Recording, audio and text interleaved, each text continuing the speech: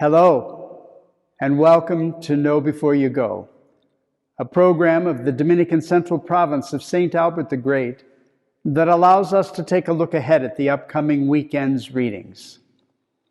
I am Father Jim Marchionda, preacher, composer, and I am happy to be with you once again as we approach the 22nd Sunday in Ordinary Time.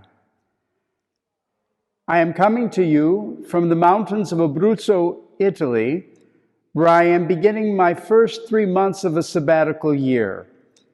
Here in my ancestral home where my father was raised, born over 100 years ago.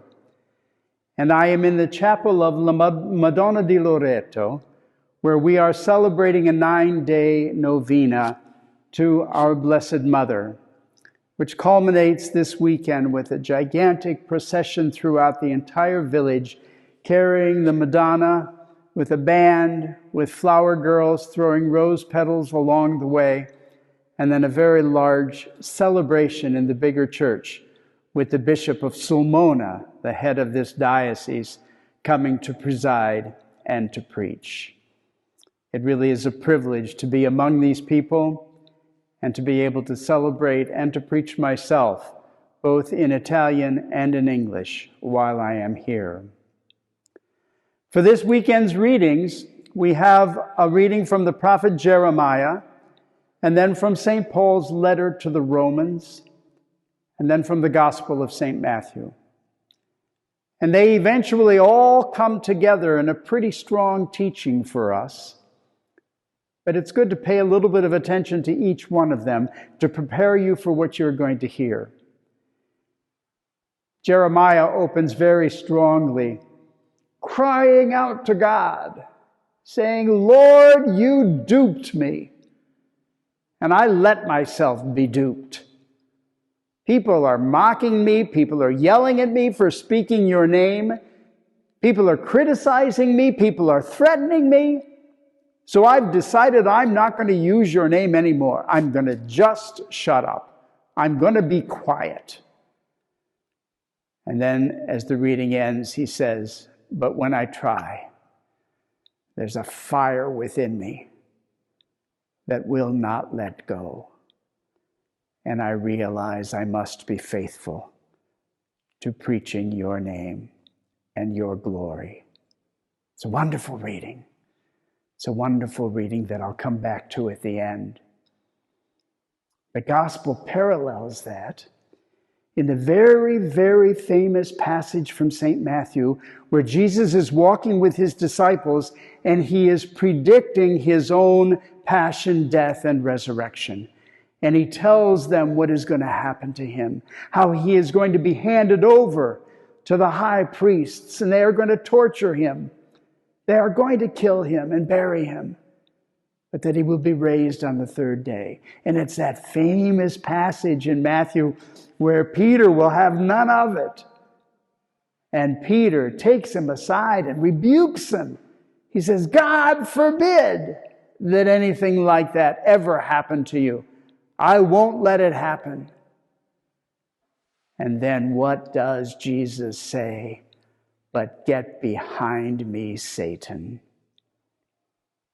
What a powerful reminder that living the gospel, just as Jeremiah did in his time, will cost us a great deal. There will be great sacrifices that have to be made in living the gospel of Jesus Christ. And Jesus goes on to say and to preach to us, saying that whoever wishes to come after me must deny self, take up the cross and follow me. In other words, take up the cross, imitate me, model me, do what I do, say what I say, be me, right where you are. Be just like me, and through you I will live. And I will reach the people before whom you are giving testimony and giving witness. It's a very strong teaching. And it actually talks to us about the cost of discipleship. We know that from this past week when we celebrated the Passion of St. John the Baptist, and we heard the account of his beheading. Horribly painful account of the martyrdom of John the Baptist. There is a cost to discipleship. Now, with God's help and grace, you and I will probably never have to face that kind of cost where we actually lose our lives. But we must hear today that sacrifices will have to be made. There is a cost to discipleship. Sometimes people don't want to hear your witness. Sometimes people don't want anything to do with what you believe. Sometimes they don't want to hear about Jesus Christ. They don't want to know that they should change their lives. There will be a cost. And for you and for me to stay faithful to proclaiming that name, regardless of the pushback that we get, will be a challenge. And remaining faithful to it will be the cost that you and I pay for being disciples of Jesus. The second reading from St. Paul's letter to the Romans puts it very clearly and succinctly. Paul says, "Do not conform to this age. Be transformed. Renew your mind. Discern and know the will of God for you." My friends, that's what you and I are invited to do this 22nd Sunday of Ordinary Time. Discern and know the will of God for each one of us in our lives. We all pray. We all do wonderful things. We attend Mass. We attend devotions. But I want to say go deeper than even those.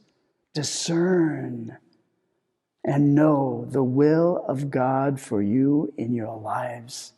And then try to commit to living out the witness you alone are called to live. Live your testimony, no matter what it costs. Live your own style of preaching Jesus Christ, however you do it. And know that God is with you every step of the way.